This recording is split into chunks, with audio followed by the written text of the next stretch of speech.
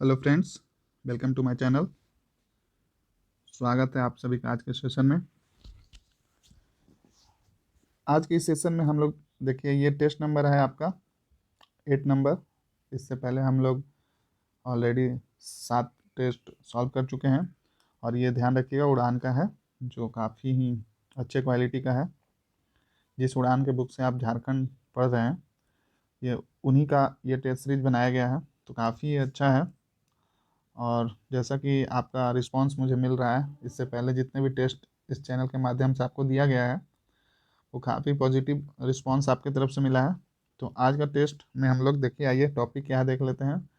तो आज का टॉपिक काफ़ी इम्पोर्टेंट है, आप इसको गलती से भी देखना ना भूलिएगा। और 1 से 2 बार तो अवश्य देखिएगा इसको। जो देखिए, भूमि संबंधी कानून है, उससे आपके मोस्ट इम्पोर्टेंट 70 प्रश्न रहेंगे और साथ में औद्योगिक एवं अन्य नीतियाँ यानी कि पॉलिसीज से जितने इम्पोर्टेंट क्वेश्चन है वो 30 प्रश्न रहेंगे। तो आप इस सेशन को पूरा देखिए, स्किप मत कीजिए वीडियो को। ये आप ही के लिए बनाया जा रहा है, आप ही को हेल्पफुल होगा एग्जाम में। तो आइए सेशन को शुरू करते हैं। इससे पहले आप चैनल को सब्सक्राइब कर लीजिए, वीडियो को शेयर कर लीजिए जहाँ भी आप शेयर कर सकते हैं, व्हाट्सएप, फेसबुक या अन्य माध्यम के तहत। जिनको भी ऐसे टेस्ट की आवश्यकता है, जो कहीं दूर हैं, उनको मिल नहीं पा रहा है, उनको दीजिए, आपके जो भी फ्रेंड फैमिली मेम्बर हैं। तो आइए आज का टेस्ट शुरू करते हैं। तो इसमें देखिए, आपका पहला प्रश्न जो है, यहाँ पे देखिए लैंग्वेज आपका हिंदी इंग्लिश दोनों में है। तो जो हिंदी में कंफर्टेबल है वो हिंदी में देख लेंगे, और जो इंग्लिश में कंफर्टेबल है वो इंग्लिश में देख लेंगे। तो मैं दोनों को साथ में लेकर चलूँगा, कुछ क्वेश्चन हिंदी में देख लेंगे, और जो जहाँ पे टर्म अगर हार्ड रहा या नहीं समझने लायक रहा तो उसको हिंदी में भी देख लेंगे। और कुछ कुछ शब्द तो ऐसे रहते हैं जो हिंदी में भी नहीं समझ में आता है, तो आप उसको दोनों तरह से देख सकते हैं, कोई इशू नहीं है। तो आइए शुरू करते हैं। तो पहला प्रश्न है आज का, संथाल परगना काश्तकारी अधिनियम 1949 के अनुसार जनजाति यानी कि आदिवासी को इनमें से किस अनुसूची में अधिसूचित किया गया है? तो ये जो अधिसूचित किया गया है वो किस में किया गया है? तो वो ध्यान रखिएगा, शेड्यूल बी यानी कि अनुसूची ख में रखा गया है। नेक्स्ट क्वेश्चन है, संथाल परगना काश्तकारी अधिनियम 1949 की धारा 9 के अनुसार, according to section 9 Santhal Pargana tenancy act 1949 के अकॉर्डिंग आपको बताना है। तो इसमें देखिए, ग्राम प्रधान उपयुक्त की अनुमति से पदांतरण कर सकता है? नहीं, ये गलत हो जाएगा। फिर नेक्स्ट है आपका, ग्राम प्रधान राज्य के मुख्य सचिव की अनुमति से पदांतरण कर सकता है? नहीं, ये भी गलत है। ग्राम प्रधान कभी पदांतरण कर सकता है? कभी भी पदांतरण नहीं, ये भी गलत है। ग्राम प्रधान को पदांतरण का अधिकार नहीं है। तो अकॉर्डिंग टू सेक्शन 9 जो है संथाल परगना टेनेंसी एक्ट 1949, उसके तहत विलेज हेड जो है gram pradhan has no right to transfer, वो उसको अधिकार ही नहीं है ट्रांसफर करने का। ध्यान रखिएगा, इंपॉर्टेंट क्वेश्चन है। नेक्स्ट है क्वेश्चन नंबर 3, संथाल परगना काश्तकारी अधिनियम 1949 की धारा 22, ध्यान रखिएगा धारा 22 के अनुसार किसी रैयत द्वारा इनमें से किसी परिस्थिति में अपनी भूमि न्यास पर जोतने हेतु दी जा सकती है? तो इसका क्या हो जाएगा, देखिए किसको दी जा सकती है और किस सिचुएशन में दी जा सकती है। तो आइए देख लेते हैं। तो यहाँ पे बीमार या शारीरिक अक्षमता, दूसरा है गांव से रैयत की अस्थायी अनुपस्थिति, और रैयत का नाबालिग या विधवा होना। तो इस केस में ये तीनों कंडीशन में दिया जा सकता है, तो इसका सही जवाब हो जाएगा आपका उपयुक्त सभी। नेक्स्ट है क्वेश्चन नंबर 4, संथाल परगना काश्तकारी अधिनियम 1949 की धारा 43 के अनुसार जमींदार ग्राम प्रमुख रैयत को, तो क्या है यहाँ पे देख लीजिए, वस्तु के रूप में भी लगान पाने का अधिकार होगा? नहीं, ये गलत है। केवल वस्तु के रूप में लगान पाने का अधिकार होगा? नहीं, ये भी गलत है। वस्तु के रूप में लगान पाने का अधिकार नहीं होगा, ये आपका सही है। और केवल नगद के रूप में लगान पाने, ये भी गलत है। तो आपका करेक्ट आंसर हो जाएगा ये सी नंबर वस्तु के रूप में, यानी कि will have no rights to collect rent in the form of commodities. Next है आपका क्वेश्चन नंबर 5।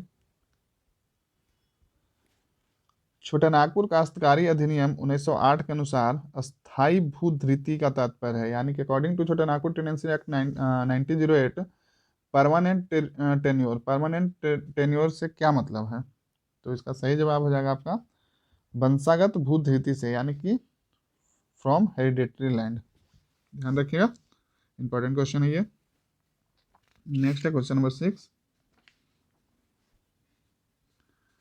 में आपका बोला जा रहा है छोटानागपुर काश्तकारी अधिनियम की धारा कहां से कहां तक लगान व उससे संबंधित पहलुओं के बारे में प्रावधान किया गया है, यानी कि किस सेक्शन में आपका Chotanagpur tenancy provide the aspect related to rent, rent से रिलेटेड किस धारा में इसका ये किया गया है?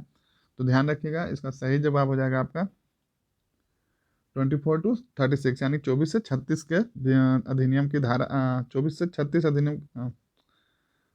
अधिनियम की धारा 24 से 36 तक जो है लगान व उससे संबंधित पहलुओं के बारे में प्रावधान किया गया है।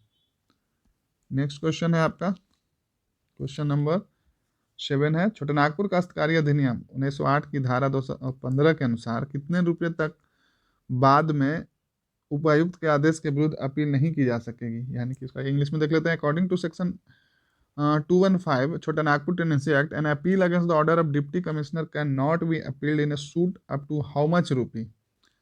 तो इसका सही जवाब जो हो जाएगा आपका वो हो जाएगा 100 रुपया। ध्यान रखिएगा। नेक्स्ट है क्वेश्चन नंबर 8। छोटानागपुर काश्तकारी अधिनियम 1908 की किस धारा के तहत अपने कर्तव्यों व शक्तियों के प्रयोग के संदर्भ में विभिन्न अधिकारियों, उपायुक्त और उप समाहर्ता पर नियंत्रण संबंधी प्रावधान किया गया है? तो इसका जो सही जवाब हो जाएगा वो हो जाएगा आपका, ध्यान रखिएगा, धारा 270, यानी कि सेक्शन 270। नेक्स्ट क्वेश्चन है पेशा अधिनियम 1996 के किस अनुच्छेद में गांव को परिभाषित किया गया है, यानी कि इन विच आर्टिकल ऑफ द पेशा एक्ट द विलेज डिफाइंड? काफी इंपॉर्टेंट क्वेश्चन है, ध्यान रखिएगा। तो इसका सही जवाब हो जाएगा अनुच्छेद 4 का ख, यानी कि आर्टिकल 4B में रखा गया है। इसका आंसर हो जाएगा आर्टिकल 4B। नेक्स्ट है क्वेश्चन नंबर 10। इनमें से किसकी सिफारिश पर लिस्टर एवं जॉन रीड को 1902 ईस्वी में बंदोबस्ती का कार्य सौंपा गया था? बंदोबस्ती यानी कि सेटलमेंट इन 1902 में किसको सौंपा गया था, किसके सिफारिश पर, किसके रिकमेंडेशन पे? तो ध्यान रखिएगा, इसका सही जवाब होगा आपका फॉरबिस। फॉरबिस की सिफारिश पर लिस्टर एवं जॉन रीड को रांची में भूमि की पैमाइश व 1902 ईस्वी में बंदोबस्ती का कार्य सौंपा गया था। ध्यान रखिएगा। नेक्स्ट क्वेश्चन है आपका क्वेश्चन नंबर 11।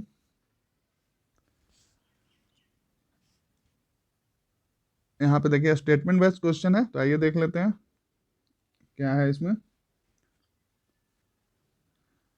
ये सेंटी एक्ट से रिलेटेड है। तो छोटानागपुर काश्तकारी अधिनियम 1908 यानी कि सेंटी एक्ट 1908 के संबंध में निम्नलिखित कथनों पर विचार करें। तो आइए इसको विचार कर लेते हैं। इस अधिनियम में खड़ी फसल को चल संपत्ति माना गया है, तो क्या ये सही है? जी बिल्कुल सही है।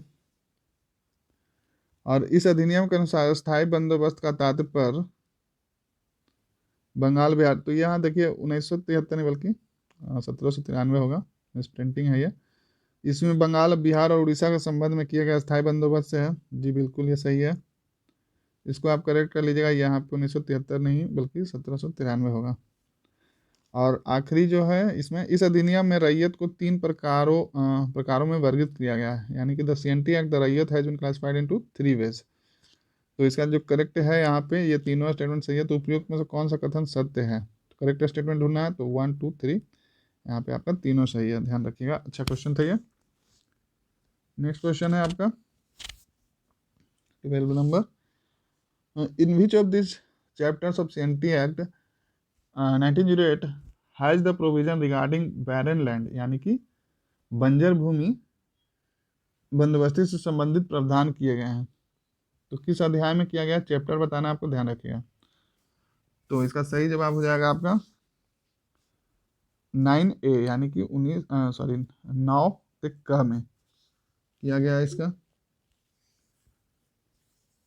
और इसके लिए धारा जो होगा आपका वो 63 का वह 63 ख हो जाएगा, यानी कि 63A और 63B में हो जाएगा। बंजर भूमि को बंदोबस्ती से संबंधित प्रावधान है, ध्यान रखिएगा। चैप्टर हो गया आपका कौन सा, चैप्टर हो गया 9A, और इसका जो ये धारा हो गया वो ध्यान रखिएगा 63A और 63B में हो जाएगा, इंपॉर्टेंट है। नेक्स्ट क्वेश्चन है,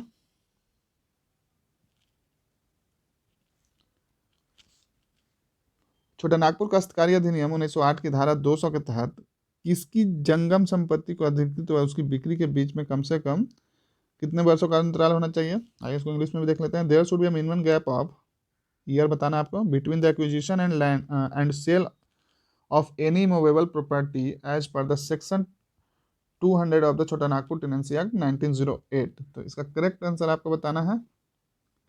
इसका करेक्ट आंसर हो जाएगा आपका, ध्यान रखिएगा 10 डेज यानी कि 10 दिन। मिनिमम गैप जो होना चाहिए आपका 10 डेज का होना चाहिए between acquisition and sale of any movable property, ध्यान रखिएगा। काफी अच्छा क्वेश्चन है ये। नेक्स्ट है, काफी लंबा क्वेश्चन है, तो आइए देखते हैं इसमें क्या बोल रहा है। स्टेटमेंट बेस्ड है, इसको ध्यान से पढ़िए ऐसे प्रश्न को। ऐसा नहीं है कि सारे प्रश्न आपको वन लाइनर ही रहेंगे, कुछ कुछ प्रश्न इस तरह के आने की संभावना है, तो कंपटीशन काफ़ी हाई है। तो आप किसी भी क्वेश्चन को स्किप मत कीजिए कि वो क्वेश्चन बड़ा है या छोटा है। देखिए जितने बड़े क्वेश्चन है कंसेप्ट वाइज रहते हैं, तो आप उसको अगर अच्छे से पढ़े हुए हैं तो बिल्कुल वो आपसे सॉल्व होगा। तो इसको आइए देखते हैं। यदि कोई भूमि से अधिक जिले या अनुमंडल में स्थित हो तो उसके बाद के निर्णय के संबंध में छोटा नागपुर काश्तकारी अधिनियम 1908 की धारा 138 के निम्न में कौन सा प्रावधान है। देखिए अगर किसी भूमि का विवाद जो है एक से अधिक जिले या अनुमंडल में स्थित हो तो उसके बारे में पूछा जा रहा है, तो क्या प्रावधान है। तो आइए देखते हैं। वाद का निर्णय उच्च न्यायालय द्वारा किया जाएगा। चलिए आगे देख लेते हैं। अनुमंडल की स्थिति में वाद का निर्णय उपायुक्त द्वारा, जिले की स्थिति के वाद का निर्णय आयुक्त द्वारा किया जाएगा। नेक्स्ट है, वाद का निर्णय उस जिले या अनुमंडल में किया जाएगा जहाँ भूमि का ज़्यादा हिस्सा होता है स्थित हो, या उपयुक्त में से कोई नहीं। तो यहाँ पे जो आपका करेक्ट जवाब हो जाएगा वो हो जाएगा आपका यहाँ पे ये सी हो जाएगा। वाद का निर्णय उस जिले या अनुमंडल में किया जाएगा जहाँ भूमि का ज़्यादा हिस्सा हो। तो ये जो है आपका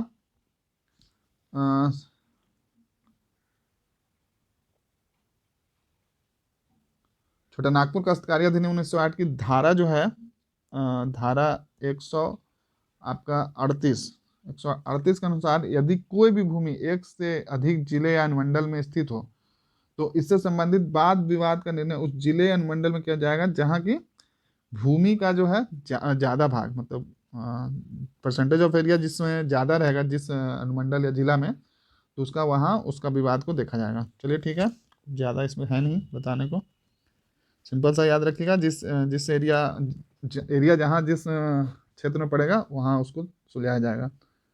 नेक्स्ट है, छोटा नागपुर काश्तकारी अधिनियम 1908 की धारा 21 के तहत किसी रैयत द्वारा अपनी जोत जिस पर लगान का भुगतान किया गया हो पर निर्मित तालाब, इंपॉर्टेंट क्वेश्चन है ध्यान रखिएगा, निर्मित तालाब उत्पादनों में रैयत व भूस्वामी का हिस्सा होगा। काफी इंपॉर्टेंट है, इसको ध्यान में रखिए और दोनों का हिस्सा याद रखिएगा, रैयत का भी और भूस्वामी का भी, यानी कि रैयत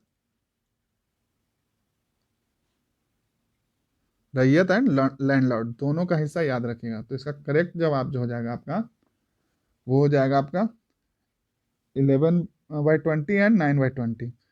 तो 11/20 जो हो जाएगा वो रैयत का हो जाएगा, आपका 11/20, और जो भूस्वामी का हो जाएगा यानी कि लैंडलॉर्ड का, उसका हो जाएगा आपका 9/20। काफ़ी इंपॉर्टेंट क्वेश्चन है, इसको ध्यान में रखिएगा। फिर से रिपीट कर देता हूँ, रैयत का जो हिस्सा होगा वो हो जाएगा आपका 11/20 और भूस्वामी का होगा वो होगा 9/20। इसको एकदम दिमाग में बैठा लीजिए, रैयत का ज़्यादा होगा और भूस्वामी का कम होगा।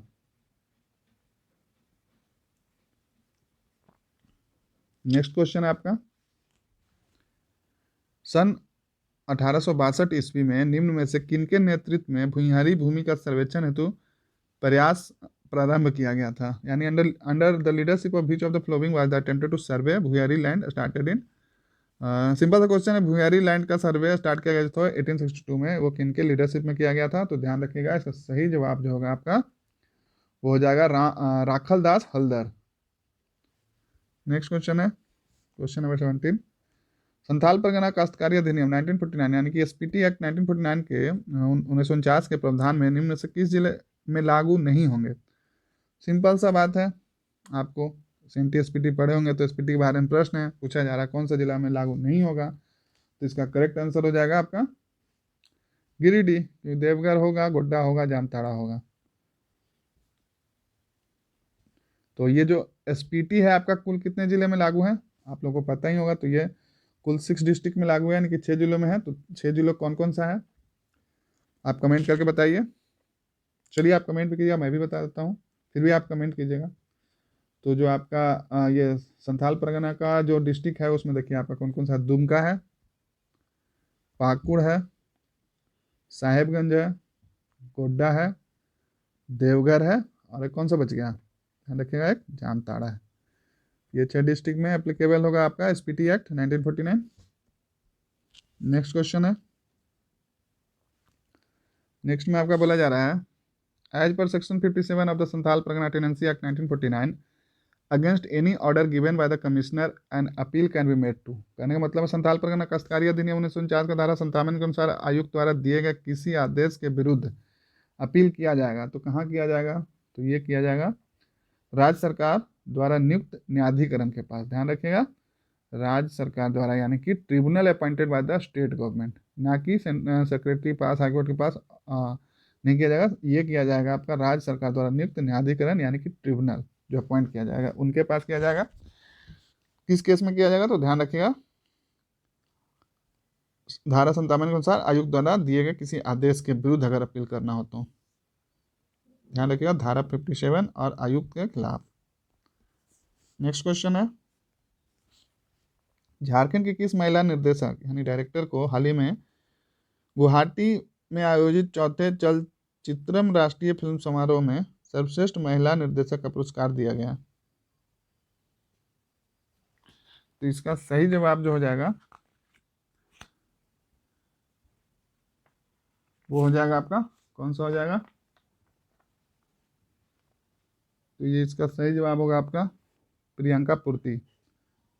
कोल्हान प्रमंडल की प्रियंका पूर्ति जो कि हो जनजाति की हैं, वो मार्च 2020 में गुवाहाटी में आयोजित चौथे चलचित्रम फिल्म समारोह में सर्वश्रेष्ठ महिला निर्देशक का पुरस्कार मिला है। तो ध्यान रखिएगा,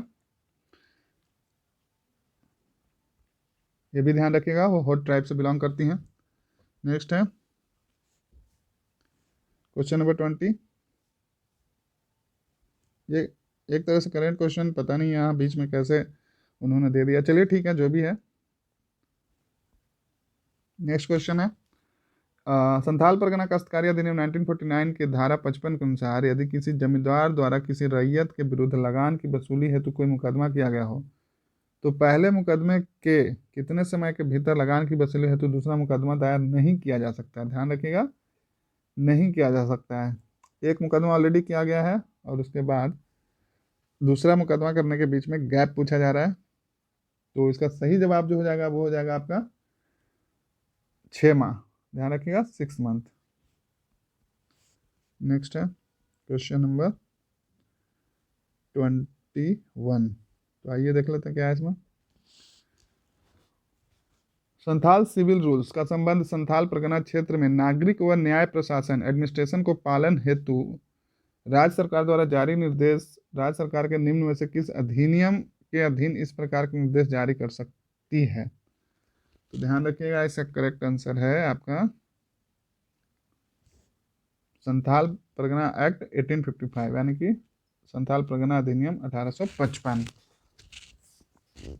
इंपॉर्टेंट क्वेश्चन है, संथाल सिविल रूल्स से जुड़ा हुआ, तो इसको अच्छे से आप 1-2 बार और पढ़ लीजिए वीडियो पॉज करके। क्योंकि अगर मैं ज़्यादा एक ही क्वेश्चन पर टाइम दूंगा तो ये काफ़ी सेशन लंबा चला जाएगा। तो आप जिस क्वेश्चन पर लगता है आपको समझ में नहीं आ रहा तो उसको एक बार पॉज करके उसको अच्छे से देखिए, आपको बिल्कुल समझ में आएगा और डेटा आप याद भी कर पाएंगे।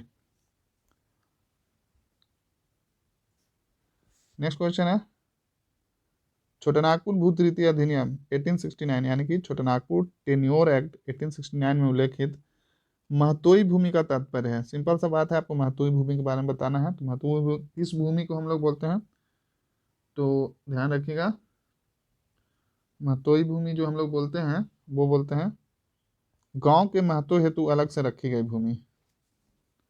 इसके अलावा देखिए एक होता है यहाँ पे मंझियस भूमि। चलिए आपको मैं थोड़ा बता देता हूँ ताकि आप कंफ्यूज ना कीजिएगा, सारा कुछ याद रहेगा। मंझियस, देखिए मंझियस भूमि जो होता है वो होता है गांव के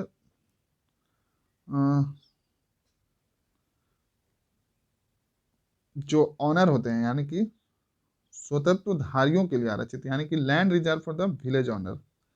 गांव के जो मालिक होते हैं, ऑनर होते हैं, उनके लिए जो भूमि रिजर्व होता है उसको बोलते हैं मंझियस। उसके और जो एक होता है बटखेत। बटखेत होता है, देखिए मंझियस भूमि पर काम करने वाले जो श्रमिक होते हैं उनके लिए अलग से रखी गई भूमि को हम लोग बोलते हैं बटखेत। ध्यान रखिएगा, काफी इंपॉर्टेंट है ये जो भी मैं बता रहा हूँ। और एक और होता है जिसको हम लोग बोलते हैं भूतखेल, और साथ में उसको डली कटारी या पहनई। तो ये क्या होता है, गांव के पुजारी अथवा पाहुन हेतु अलग से रखी गई भूमि, तो उसको कहते हैं भूतखेत। अब यहाँ पे भूतखेत है, एक भूतखेल है, वो आप कंफर्म करके बताइए मुझे। और एक होता है डली कटारी और लास्ट में होता है पनई। ये तीनों भूमि जो होता है पाहन या पुजारी के लिए रिजर्व रखा जाता है, ध्यान रखिएगा।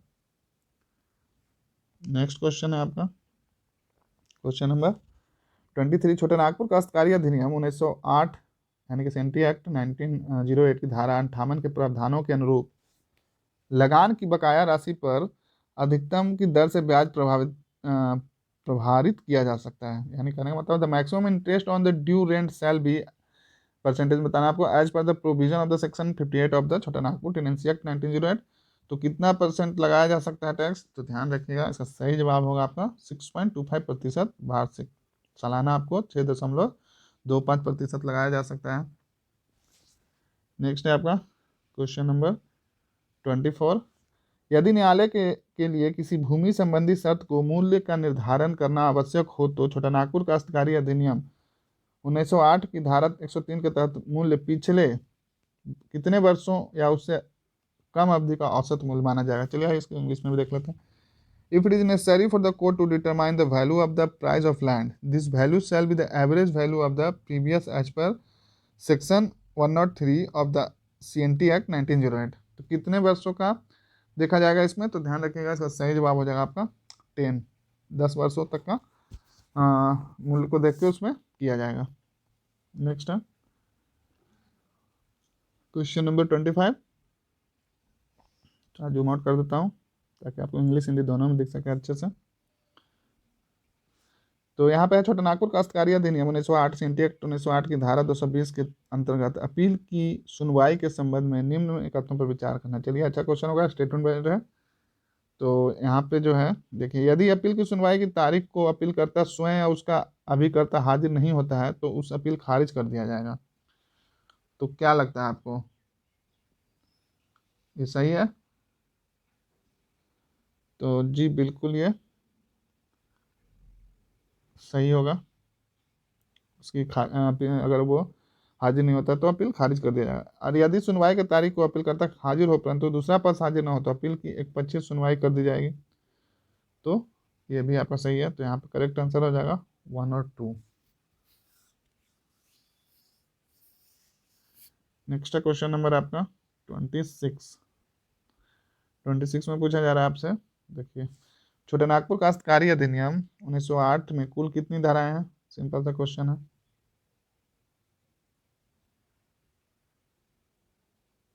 तो ध्यान रखिएगा इसमें कुल है 19 सेक्शन, सॉरी चैप्टर, और 271 सेक्शन, यानी कि 19 अध्याय और 271 धाराएं। इसका करेक्ट आंसर 271 होगा। सबसे सिंपल क्वेश्चन है ये, यहाँ पे आप लोग गलती मत कर दीजिएगा, CNTSPT में कंफ्यूज मत हो जाएगा। देख लीजिए किस में कितना सेक्शन है और किस में कितना चैप्टर है। अगर ये गलती कीजिएगा ऐसे इस तरह का, तो फिर तो आपको सारा पढ़ना बेकार हो जाएगा।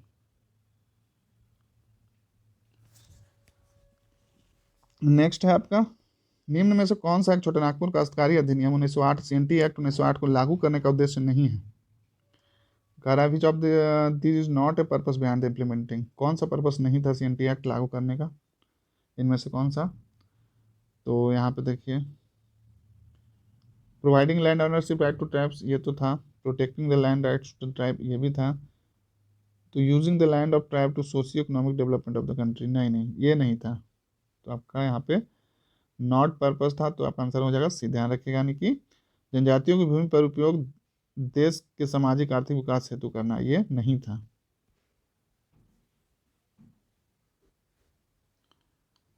नेक्स्ट क्वेश्चन है आपका, संथाल परगना काश्तकारी अधिनियम की धारा, आपको धारा बताना है में प्रावधान किया गया है कि रैयत को अपने जोत पर बिना किसी अधिकार शुल्क या प्रभार के ईंट और खपड़े बनाने का अधिकार होगा।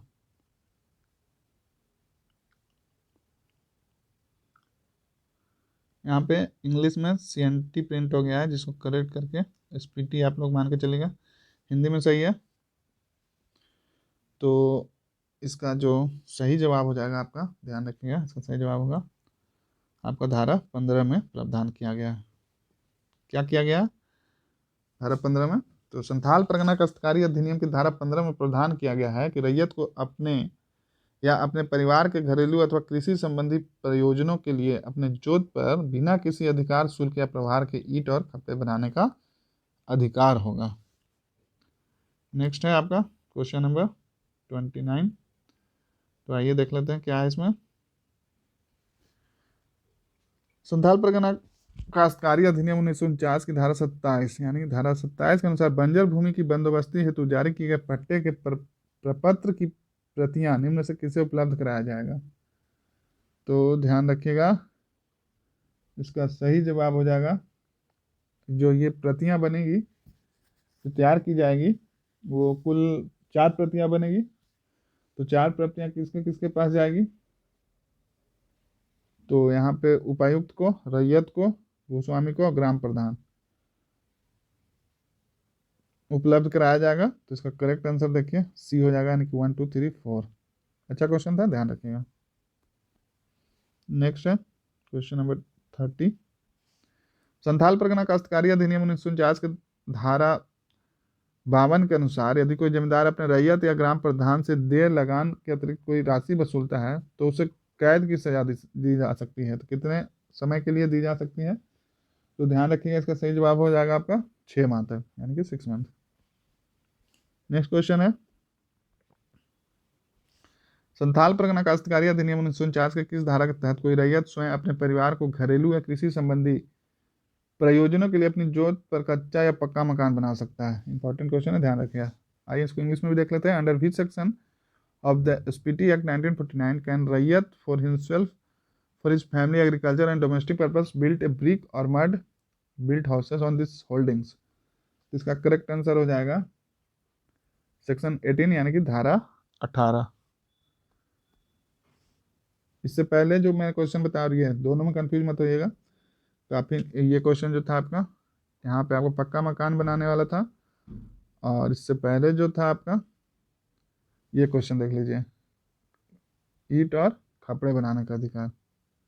तो इसका जो धारा था वो था आपका 15, और इसका जो था धारा,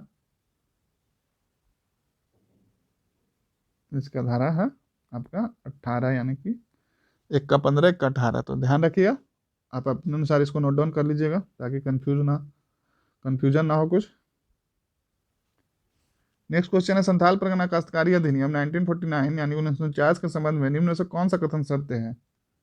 आपको जो स्टेटमेंट दिया गया है उसमें से आपको बताना है कौन सा कथन सत्य है। तो आइए कथन देख लेते हैं। उपायुक्त द्वारा दिए गए आदेश को न्यायालय द्वारा परिवर्तित किया जा सकता है, क्या ऐसा संभव है? सोचिए। जी बिल्कुल संभव है, परिवर्तित किया जा सकता है। और दूसरा है, इस अधिनियम कुल 19 अध्याय हैं। जी ये भी सही है, तो आपका दोनों कथन सत्य है, तो आंसर हो जाएगा सी, ध्यान रखिएगा। नेक्स्ट है, नेक्स्ट क्वेश्चन है आपका 33। भूमि अधिग्रहण पुनर्वास एवं पुनर्स्थापन अधिनियम 2013 के सार्वजनिक निजी भागीदारी के तहत विकास परियोजनाओं के लिए भूमि अधिग्रहण हेतु कितने प्रतिशत भूस्वामियों को सहमति का प्रावधान किया गया है? तो इसका सही जवाब हो जाएगा आपका 70 से 80%। यानी कि देखिए यहाँ पे क्या है, the land acquisition rehabilitation and resettlement act, काफ़ी इंपॉर्टेंट है, ध्यान रखिएगा।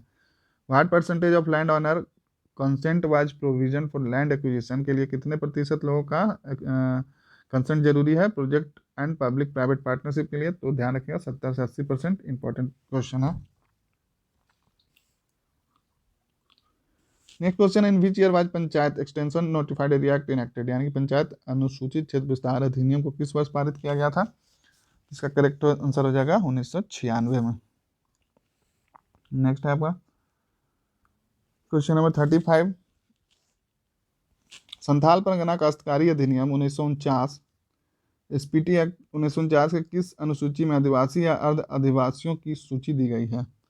तो ध्यान रखिएगा, इसका सही जवाब हो जाएगा आपका अनुसूची ख, यानी कि शेड्यूल बी में। काफी अच्छे प्रश्न हैं, आप इस सेशन को जितनी बार देखिएगा उतना आपको याद अच्छे से होगा।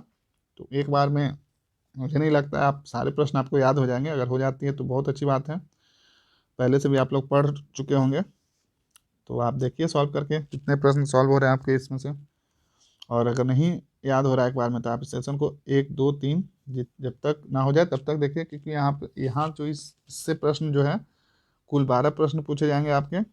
तो आप कोशिश ऐसा कीजिए कि आपका एक भी प्रश्न यहाँ से ना छूटे, क्योंकि इसमें कुछ ज़्यादा करने को है नहीं, जो आपका मेंशन है वो डायरेक्ट वही पूछा जाएगा, वो अलग से कुछ फ्रेमिंग नहीं होगा इसमें। जो जैसा दिया गया है, जो सेक्शन में ऑलरेडी मेंशन्ड है, आपको वही पूछा जाएगा। तो आप अच्छे से सेक्शन को करके जाइए। तो आइए नेक्स्ट क्वेश्चन देख लेते हैं। संथाल परगना काश्तकारी अधिनियम 1949 एसपीटी एक्ट 1949 के किस धारा में ग्राम प्रधान की नियुक्ति का प्रावधान किया गया है? तो ग्राम प्रधान के अपॉइंटमेंट ऑफ विलेज हेड का जो प्रावधान है वो किस सेक्शन में है? तो ध्यान रखिएगा, इसका सही जवाब हो जाएगा आपका धारा 5, यानी कि सेक्शन 5 में है। नेक्स्ट क्वेश्चन है, संथाल परगना काश्तकारी अधिनियम 1949 की धारा 22 के अनुसार रैयत को गांव में अस्थायी अनुपस्थिति या हल बैल की क्षति की दशा में यदि कोई अवधि दी गई है तो कितने वर्ष की अवधि के बाद जोत छोड़ दिया जाएगा? तो ध्यान रखिए, इसका सही जवाब होगा आपका 10 वर्ष। नेक्स्ट क्वेश्चन है, संथाल परगना काश्तकारी अधिनियम 1949 की धारा 29 की प्रावधानों के अनुसार जोत की बंदोबस्ती हेतु, तो आइए देखते थे क्या है स्टेटमेंट। उपायुक्त को मौखिक या लिखित अनुमति आवश्यक है, नहीं ये गलत है। अनुमंडल पदाधिकारी की लिखित, नहीं ये भी गलत है। उपायुक्त को लिखित अनुमति आवश्यक है, जी बिल्कुल ये सही है। और आयुक्त की लिखित अनुमति ये भी नहीं, यहाँ पे उपायुक्त की लिखित अनुमति आवश्यक है, ये इसका करेक्ट आंसर हो जाएगा। नेक्स्ट है आपका क्वेश्चन नंबर 39। संथाल परगना काश्तकारी अधिनियम 1949 कि किस धारा में यह प्रावधान किया गया है कि किसी पहाड़िया गांव की खाली बंजर भूमि का गैर पहाड़िया के साथ बंदोबस्त नहीं किया जा सकता है? काफ़ी इंपॉर्टेंट क्वेश्चन है, ध्यान रखिएगा। तो इसका करेक्ट आंसर हो जाएगा आपका धारा 41, यानी कि सेक्शन 41।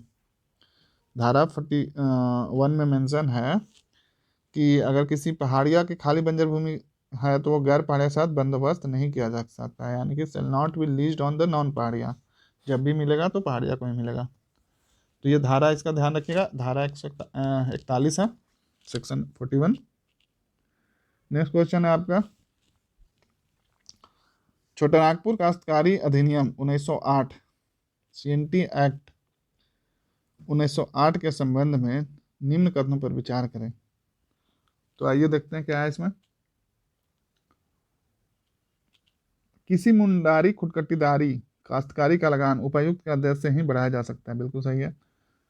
यह लगान तभी बढ़ाया जा सकेगा जब उपायुक्त के समक्ष यह सिद्ध कर दिया जाए कि लगान वृद्धि की अर्जी के ठीक पहले 20 वर्षों की अवधि के भीतर काश्तकारी सृजित की गई है। इसको आइए एक बार इंग्लिश में भी देख लेते हैं। The rent of any Mundari khuntkattidar shall be increase only by the order of deputy commissioner, ये सही है। और दूसरा स्टेटमेंट है आपका, this rent can be increase only when is proved before the deputy commissioner that tenancy had been created 20 year. तो यहाँ पे आपका बोथ आंसर जो है दोनों सही है। वो आपको सत्य कथन ढूंढना था, कौन सा कथन सत्य है, तो आपका दोनों कथन है, आप सत्य इंपॉर्टेंट है, इसको आप एक दो बार अच्छे से पढ़ लीजिए। नेक्स्ट क्वेश्चन है,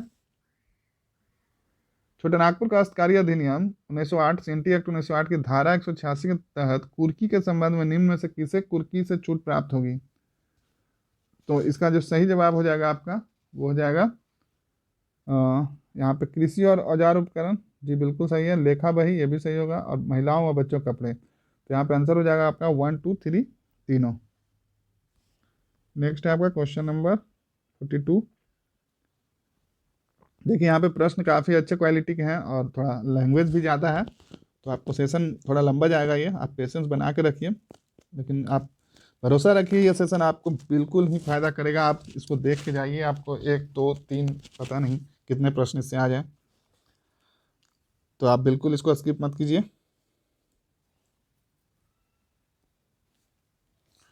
तो आइए नेक्स्ट देख लेते हैं क्वेश्चन नंबर 42। इसमें बोला जा रहा है आपका, अकॉर्डिंग टू प्रोविजन ऑफ छोटे नागपुर टेनेंसी एक्ट 1908 के farmer can not convert which of the flowing land into korkar in respect of land directly occupied by another person. यानी कि छोटे नागपुर काश्तकारी अधिनियम 1908 के प्रावधानों के अनुसार कोई कृषक किसी अन्य व्यक्ति के प्रत्यक्ष कब्जे वाली भूमि के संबंध में निम्न में से किस भूमि को कोरकर में परिवर्तित नहीं कर सकता है। तो यहाँ पे देखिए, बगीचे की भूमि, जी बिल्कुल इसको नहीं कर सकता। कृषि भूमि, इसको भी नहीं कर सकता। आवास भूमि यानी कि हैबिटेट, जहाँ पे वो लोग रहते हैं, उसको भी नहीं। तो ये इसका करेक्ट आंसर हो जाएगा 1 2 एंड 3। नेक्स्ट है, छोटे नागपुर काश्तकारी अधिनियम 1908 सीएनटी एक्ट 1908 की किस धारा में अनादि भोगी रैयत की बेदखली के आधार पर संबंधित प्रावधान किए गए हैं। इंपॉर्टेंट क्वेश्चन है, ध्यान रखिएगा। In which of this section CNT act 1908 provisions regarding eviction of the non occupant raiyat have been made. तो इसका सही जवाब हो जाएगा आपका,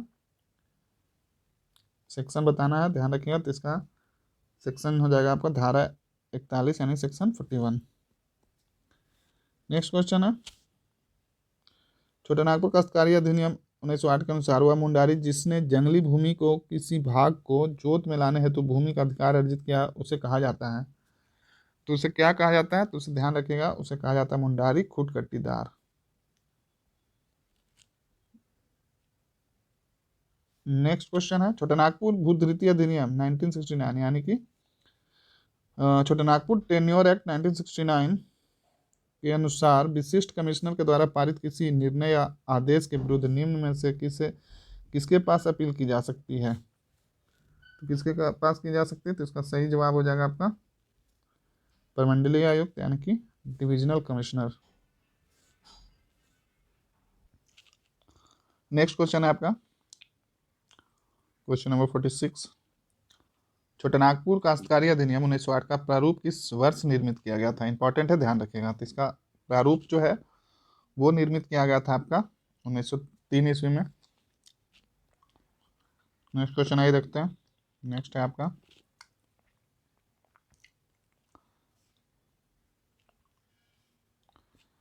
निम्न में से किस संविधान संशोधन द्वारा छोटा नागपुर काश्तकारी अधिनियम की कुछ धाराओं को भारतीय संविधान की 9वीं अनुसूची में शामिल किया गया है। इंपॉर्टेंट है, ध्यान रखिएगा। इसका करेक्ट आंसर हो जाएगा 66वें संशोधन यानी कि 66 अमेंडमेंट। नेक्स्ट है आपका क्वेश्चन नंबर 48। छोटे नागपुर काश्तकारी अधिनियम 1908 में पहली बार कब संशोधन किया गया था, ये भी इंपॉर्टेंट है। इसका सही जवाब हो जाएगा आपका 1920 में। नेक्स्ट क्वेश्चन है, छोटे नागपुर काश्तकारी अधिनियम 1908 की धारा मतलब कौन सा धारा में लगान में वृद्धि का प्रावधान किया गया है। इसका करेक्ट आंसर हो जाएगा धारा 243 यानी सेक्शन 243। इसमें आपका provision regarding rent increment. Next question है, छोटानागपुर काश्तकारी अधिनियम 1908 की किस धारा के अंतर्गत भूस्वामी को भूमि के सामान्य सर्वेक्षण का माप का अधिकार प्राप्त है? यानी कि under which section 70 act 1908 has land owner right of general survey and measurement of the land. इसका करेक्ट आंसर हो जाएगा आपका धारा 75 यानी सेक्शन 75।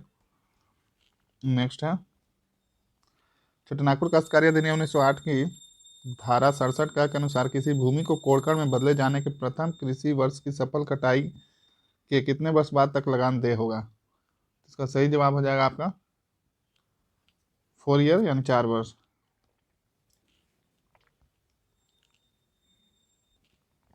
नेक्स्ट है आपका, इसमें बोला जा रहा है, देखिए संथाल परगना काश्तकारी अधिनियम 1949 की धारा 6 के अनुसार किसी ग्राम प्रधान की मृत्यु के कितने समय के अंदर नए ग्राम प्रधान की नियुक्ति हेतु उपायुक्त को आवेदन दिया जाना आवश्यक है? तो इसका सही जवाब हो जाएगा आपका 3 माह। ध्यान रखिएगा, किसी प्रधान की मृत्यु के बाद, ग्राम प्रधान की मृत्यु के बाद 3 महीने के अंदर उपायुक्त को आवेदन देना आवश्यक है। नेक्स्ट है क्वेश्चन नंबर 53, संथाल परगना काश्तकारी अधिनियम 1949 की धारा 56 के प्रावधान के संदर्भ में सही है? क्या सही है? तो ध्यान रखिएगा, इसका सही जवाब हो जाएगा, आइए पहले स्टेटमेंट देख लेते हैं। उपायुक्त के आदेश के बिना कृषि भूमि से कोई व्यक्ति नहीं निकाला जा सकता है। सही जवाब है ये, मतलब स्टेटमेंट सही है। किसी व्यक्ति की जोत से निकाले जाने पर उपायुक्त उसे अपनी भूमि पर कब्जा बनाए रखने का आदेश दे सकता है। तो ये भी सही है। तो यहाँ पे करेक्ट स्टेटमेंट जो आपका था वो दोनों सत्य हैं। नेक्स्ट है क्वेश्चन नंबर 54, संथाल परगना काश्तकारी अधिनियम 1949 की धारा 49 के अनुसार रैयत निम्न से किसकी अनुमति से अपने जोतों से भिन्न भूमि पर पोखर तथा जलाशय खोद सकता है? इसका सही जवाब हो जाएगा आपका जमींदार। यानी इसमें बोला जा रहा है सेक्शन 39 में Santhal Pargana tenancy act 49 with whose permission a raiyat can construct a water tank on a pond of the land. तो ये जमींदार के परमिशन से बनाया जा सकता है। नेक्स्ट है संथाल परगना काश्तकारी अधिनियम की धारा के अनुसार, कौन सी धारा के अनुसार जमींदार द्वारा रैयत से लगान के अतिरिक्त वसूली करने पर दंड का प्रावधान किया गया है? ध्यान रखिए, इसका सही जवाब होगा आपका धारा 52 यानी कि सेक्शन 52। नेक्स्ट है संथाल परगना काश्तकारी अधिनियम रैयत है, रैयत क्या है? रैयत को डिफाइन किया गया। तो इसका सही जवाब हो जाएगा आपका जमींदार से भिन्न वह व्यक्ति जो स्वयं या अपने पारिवारिक सदस्यों या भाड़े के मजदूरों द्वारा जोतने हेतु भू धारण करता है उसे हम लोग रैयत कहते हैं। यानी कि अनलाइक ए लैंड लॉक, मतलब कि जमींदार से अलग, a man who owns land for ploughing by himself और by any other member of his family और हर हायर्ड लेबरर, तो उसी को हम लोग रैयत बोलते हैं। नेक्स्ट है 57 नंबर, पेशा द्वारा ग्राम सभा को निम्न शक्तियां प्रदान की गई है। तो कौन सी शक्तियां प्रदान की गई है? तो ध्यान रखिएगा, इसमें है परंपराओं के रिवाजों व उनकी सांस्कृतिक पहचान बनाए रखना, बिल्कुल सही है। विवादों के समाधान हेतु परंपरागत तरीकों का संरक्षण करना, ये भी सही है। तो आपका उपयुक्त तो दोनों यहाँ पे शक्तियां प्रदान की गई है, ध्यान रखिएगा। नेक्स्ट क्वेश्चन है मुंडारी खुट कटीदारी की प्रथा को किस वर्ष मान्यता प्रदान की गई थी? तो इसका सही जवाब हो जाएगा आपका 1903 में। नेक्स्ट है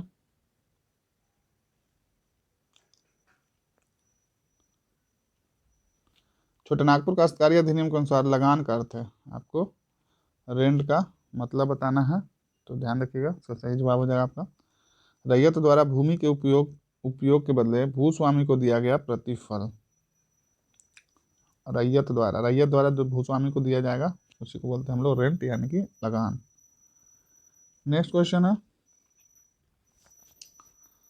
छोटानागपुर काश्तकारी अधिनियम 1908 की धारा 53 के तहत निम्न से किस रीति द्वारा लगान का भुगतान किया जाएगा?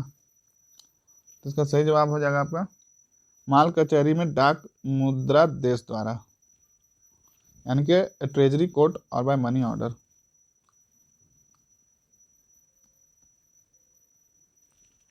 नेक्स्ट क्वेश्चन है आपका छोटे नागपुर काश्तकारी अधिनियम के प्रावधानों के अनुसार बंजर भूमि की बंदोबस्ती किस प्रकार की जा सकती है? तो इसका सही जवाब होगा आपका बंदोबस्त पट्टे द्वारा, यानी कि by settlement lease. Next question है,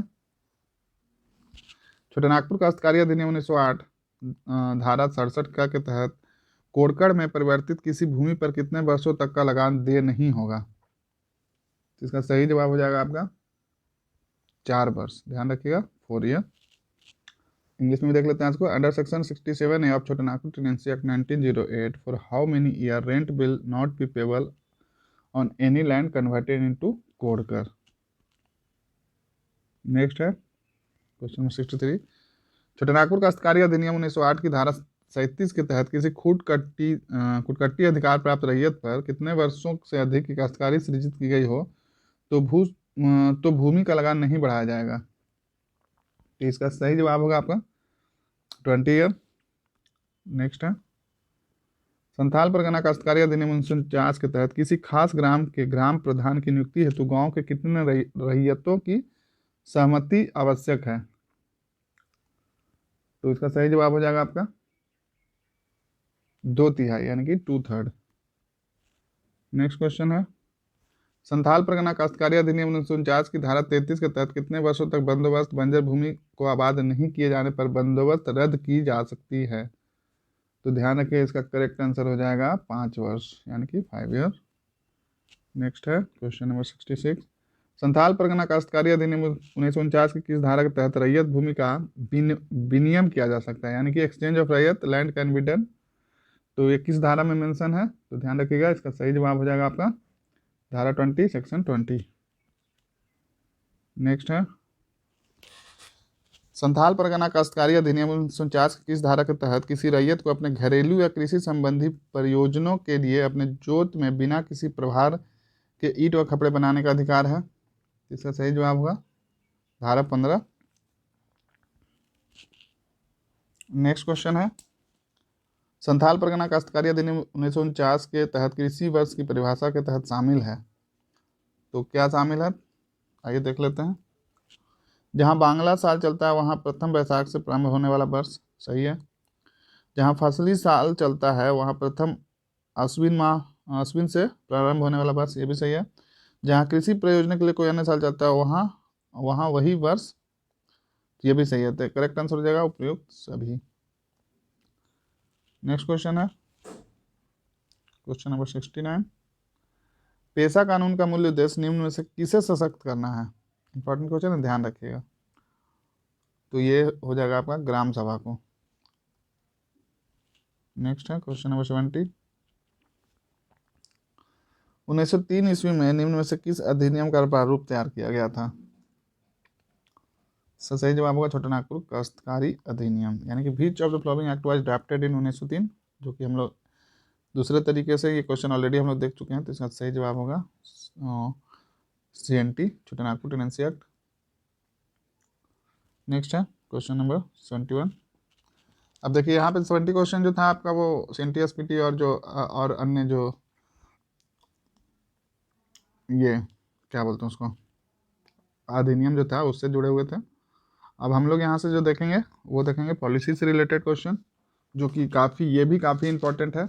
आप गलती से भी स्किप नहीं कीजिए, वीडियो छोड़कर मत जाइए, बहुत ही अच्छे प्रश्न हैं। तो चलिए आप बने रहिए सेशन में। नेक्स्ट क्वेश्चन देखते हैं, झारखंड औद्योगिक एवं निवेश प्रोत्साहन नीति 2016 के प्रावधानों के अंतर्गत गठित किए जाने वाले झारखंड निवेश प्रोत्साहन बोर्ड में सरकार द्वारा कम से कम कितने उद्योगपतियों को सदस्य के रूप में नामित किया जाना आवश्यक है? यानी कि झारखंड इन्वेस्टमेंट प्रमोशन बोर्ड में कितने इंडस्ट्रियलिस्ट को नामित किया जाना आवश्यक है? करेक्ट आंसर हो जाएगा, ध्यान रखिएगा, करेक्ट आंसर हो जाएगा 10। नेक्स्ट है, झारखंड के पुनर्स्थापन एवं पुनर्वास नीति 2008 में कुल कितने अध्याय हैं? Resettlement and rehabilitation policy of Jharkhand 2008 में कितने चैप्टर हैं? तो ध्यान रखिएगा, इसमें कुल 9 चैप्टर हैं।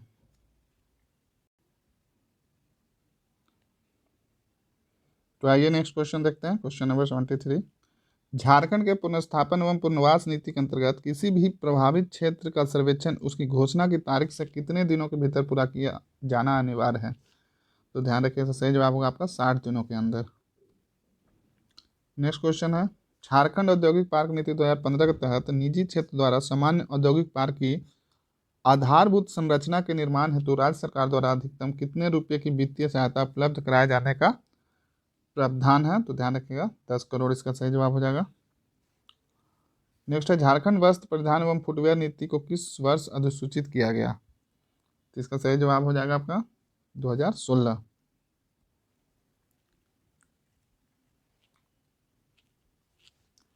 नेक्स्ट है आपका, झारखंड की नई खेल नीति 2020 के तहत ओलंपिक में स्वर्ण पदक जीतने वाले खिलाड़ी को कितनी राशि को प्रोत्साहन दिया जाएगा? तो ध्यान रखिएगा, गोल्ड के लिए 2 करोड़, सिल्वर के लिए 1 करोड़ और ब्रॉन्ज के लिए आपको 75 लाख। ये मैंने करेंट के सेशन में ऑलरेडी बता दिया हूँ, तो आपको याद ही होगा, नहीं याद है तो यहाँ पे देख लीजिए। नेक्स्ट क्वेश्चन है, the first industrial policy of Jharkhand was announced in, important है, ध्यान रखिएगा। तो इसका सही जवाब हो जाएगा आपका अगस्त 2001 में।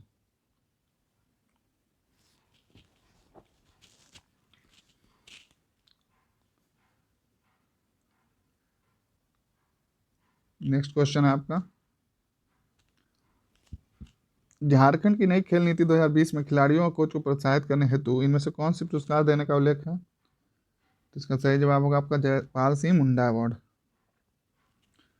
नेक्स्ट क्वेश्चन है, झारखंड राज्य द्वारा प्रसंस्करण उद्योग नीति की घोषणा किस पर, यानी कि फूडर प्रोसेसिंग इंडस्ट्री, फूड या फूडर नहीं, ये फूडर होगा, फूड नहीं, सॉरी, फूडर ही होगा, चारा है, चारा प्रसंस्करण उद्योग नीति घोषणा वर्ष की गई थी। तो इसका सही जवाब होगा, इसका जो सही जवाब हो जाएगा आपका वो हो जाएगा 2015 में। नेक्स्ट क्वेश्चन आइए देखते हैं, झारखंड राज्य खाद्य प्रसंस्करण नीति, यानी कि झारखंड स्टेट, ये है आपका फूड प्रोसेसिंग 2015 का उद्देश्य है। तो ध्यान रखिएगा इसका उद्देश्य क्या है। तो आइए स्टेट देख लेते हैं, एक से ज़्यादा स्टेटमेंट। तो किसानों की आय में वृद्धि, बिल्कुल सही है। जनजातियों की आय में वृद्धि, ये भी सही है।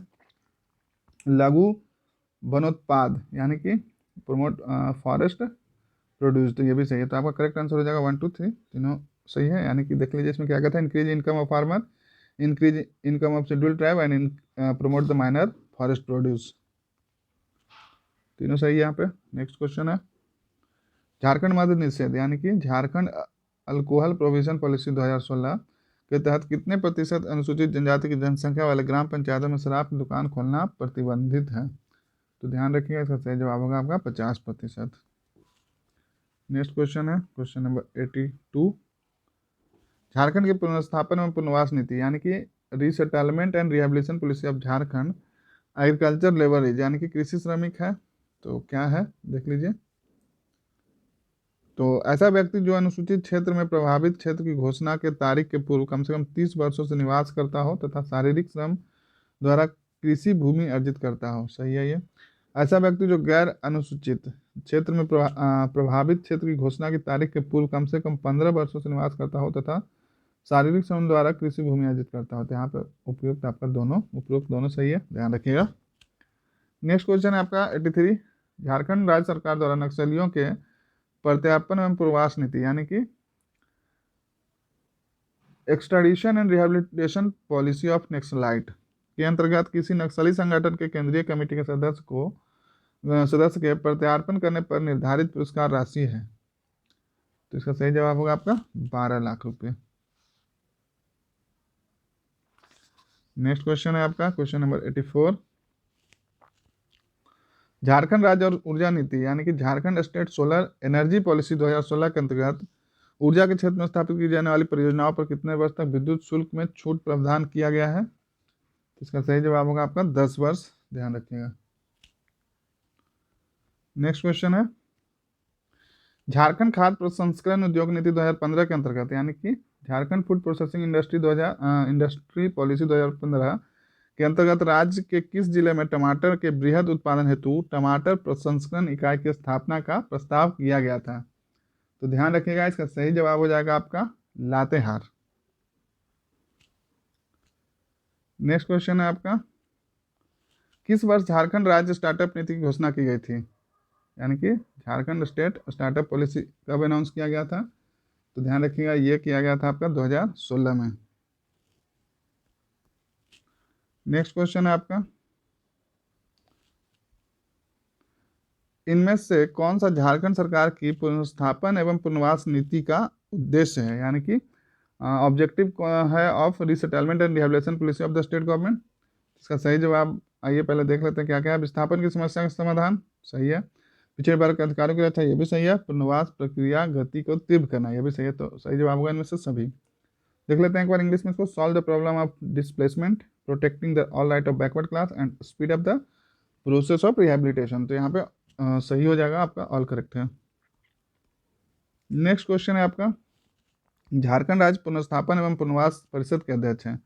यानी कि देख, chairman of the Jharkhand state resettlement and rehabilitation council, इसके अध्यक्ष कौन होते हैं? तो ध्यान रखिएगा, इसका सही जवाब हो जाएगा आपका राज्य के मुख्यमंत्री, chief minister of the state. Next question है, झारखंड राज्य में जिला स्तर पर प्रत्यार्पण करने वाले उग्रवादियों के लिए गठित पुनर्वास समिति का अध्यक्ष होता है। यानी कि the chairman of rehabilitation committee constituted for extradition of the extremist at the district level. ध्यान रखिएगा, जिला स्तर पर पूछा जा रहा है, district level of the state, तो इसका सही जवाब होगा जिला दंडाधिकारी, यानी कि डिस्ट्रिक्ट मजिस्ट्रेट।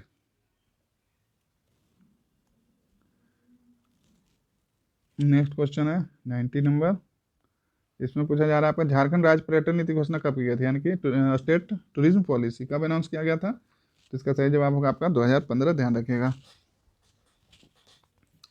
आप जितने भी पॉलिसीज हैं उसको एक साथ आप लिखिए, और कोई 2015 है, कोई 16 है, कोई 17 है, तो आप कंफ्यूज नहीं होइएगा, उसका एक अलग से आप चार्ट बना लीजिए। अगर मुझे समय मिलता है तो मैं आपके लिए एक छोटा सा वीडियो बना दूंगा जिसमें सारे भी पॉलिसीज़ का ईयर वाइज कब अनाउंस किया गया था, कोशिश करूंगा उसको लेकर आने के लिए। लेकिन अगर मैं नहीं कर पाया, आप अपना खुद से कर लीजिए, क्योंकि यहाँ से प्रश्न आपके बिल्कुल बनेंगे, 100% श्योर है। तो इसका आंसर क्या था? इसका आंसर ध्यान रखिएगा 2015। नेक्स्ट क्वेश्चन है, झारखंड राज्य स्टार्टअप नीति, यानी कि झारखंड स्टेट स्टार्टअप पॉलिसी 2016 के अंतर्गत किस वर्ष तक राज्य को स्टार्टअप क्षेत्र में अग्रणी बनाने का लक्ष्य रखा गया है?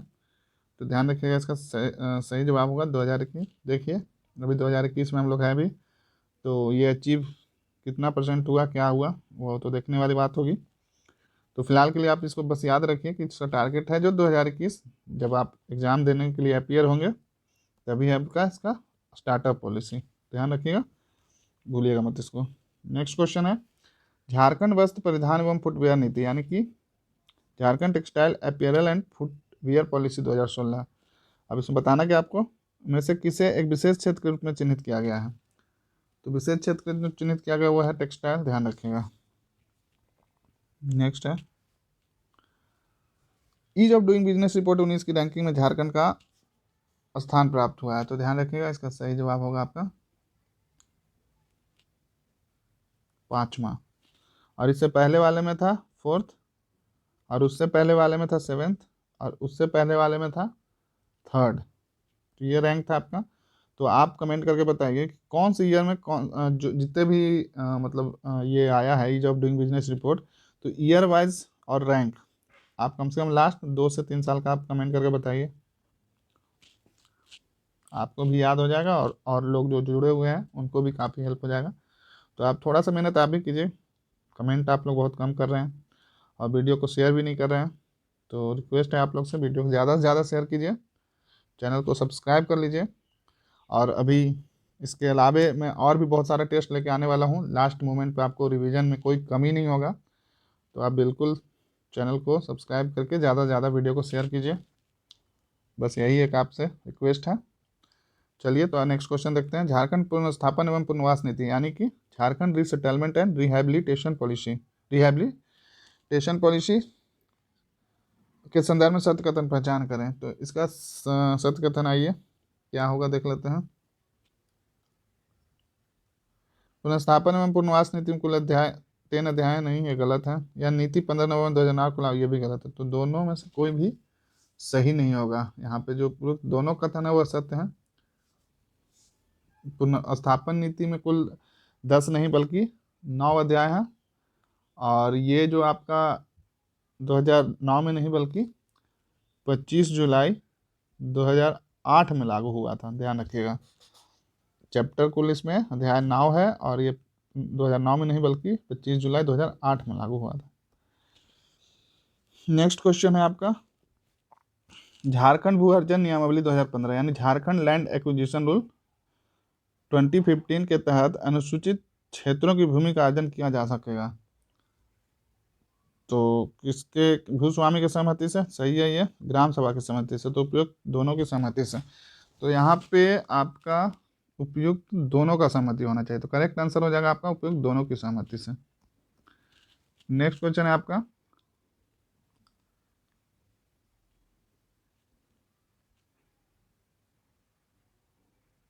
चलिए अब आप लोग को दिख रहा होगा अच्छे से। निम्नलिखित पदधारियों पर विचार करें। प्रमंडलीय पुलिस महानिरीक्षक, पुलिस अधीक्षक, सांसद और विधायक। जो अब आप देखिए इसमें बोला क्या जा रहा है, झारखंड में वामपंथी उग्रवादियों के प्रत्यर्पण एवं पुनर्वास नीति 2009 के तहत उग्रवादी किसके समझ आत्मसमर्पण कर सकते हैं। तो इसका करेक्ट आंसर हो जाएगा आपका 1 2 3 4 यानी कि किसी के समझ भी कर सकते हैं।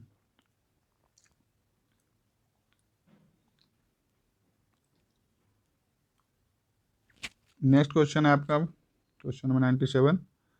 तो आइए देख लेते हैं। झारखंड मद्य निषेध नीति 2016 यानी कि Jharkhand state alcohol prohibition policy 2016 के अनुसार कितने वर्ष से कम आयु के व्यक्ति को शराब बेचना प्रतिबंधित है। ध्यान रखिएगा, यहाँ पे सेलिंग के बारे में बोला जा रहा है, बेचने के प्रतिबंधित है। तो इसका सही जवाब होगा आपका 21 वर्ष। 21 वर्ष से नीचे को व्यक्ति को शराब बेचना प्रतिबंधित है। नेक्स्ट क्वेश्चन है आपका पुनर्स्थापन एवं पुनर्वास नीति 2008 यानी कि under resettlement and rehabilitation policy 2008 के तहत प्रभावित परिवार को जिसका घर अधिकृत किया गया है भूमि आवंटित होती है। तो इसका सही जवाब होगा शहरी क्षेत्र में आवास है तो 10 डेसिमल निःशुल्क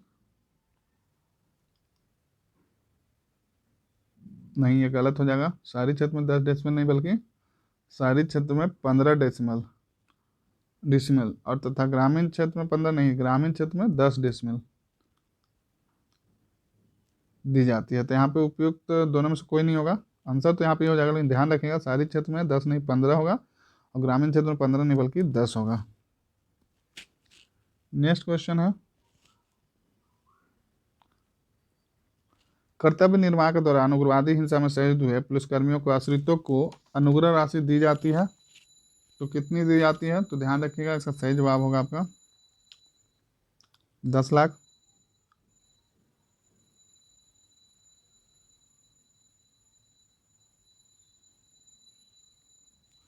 नेक्स्ट क्वेश्चन है आपका झारखंड की नीति 2015 में लागू हुई। तो अब ऑप्शन में दिए गए के अनुसार आपको बताना कौन सा नीति 2015 में लागू हुआ है। तो देखिए झारखंड फिल्म नीति यानी झारखंड फिल्म पॉलिसी, जी बिल्कुल 2015 में लागू हुआ है। झारखंड टूरिज्म पॉलिसी ये भी 15 में हुआ है। झारखंड एक्सपोर्ट पॉलिसी ये भी 15 में। यहाँ पर करेक्ट आंसर हो जाएगा ऑल ऑफ द अबव। देखिए तो यहाँ पे आपके कुल 100 प्रश्न जो कि CNTSPT और से जुड़े हुए लगभग 70 प्रश्न थे और पॉलिसी से लगभग 30 प्रश्न, जो काफ़ी ही सिलेक्टेड और अच्छे क्वालिटी का था। उम्मीद करता हूँ आपको बहुत ही पसंद आया होगा। आप भरोसा रखिए, आप इसको बहुत बार रिवीजन कीजिए, बहुत ही सिलेक्टेड प्रश्न हैं। और इसके अलावे मैं एक CNTSPT से जुड़ी हुई जितने भी अन्य नीतियां हैं उससे जुड़ी हुई और पॉलिसी का दोनों का एक सेपरेट वीडियो आपको दूंगा जो 1 लाइनर के फॉर्म में होगा। वो काफ़ी हेल्पफुल होगा आपका लास्ट के टाइम पे रिवीजन करने के लिए।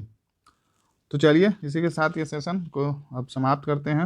उम्मीद करता हूँ आपको काफ़ी पसंद आया होगा। आप अपना विचार व्यक्त कीजिए कमेंट बॉक्स में कमेंट करके, कैसा लगा आपको। तो इसी तरह चैनल से जुड़े रहिए, सेशन को देखते रहिए और ज़्यादा से ज़्यादा वीडियो को शेयर कीजिए और लाइक कीजिए। और अगर आपको पसंद नहीं आता है डिसलाइक भी कर सकते हैं, और क्यों डिसलाइक किए वो भी कमेंट करके बताइए। तो चलिए, आप सबको ऑल द बेस्ट रहेगा। नेक्स्ट सेशन में मिलते हैं हम लोग, तब तक के लिए आप सभी का धन्यवाद।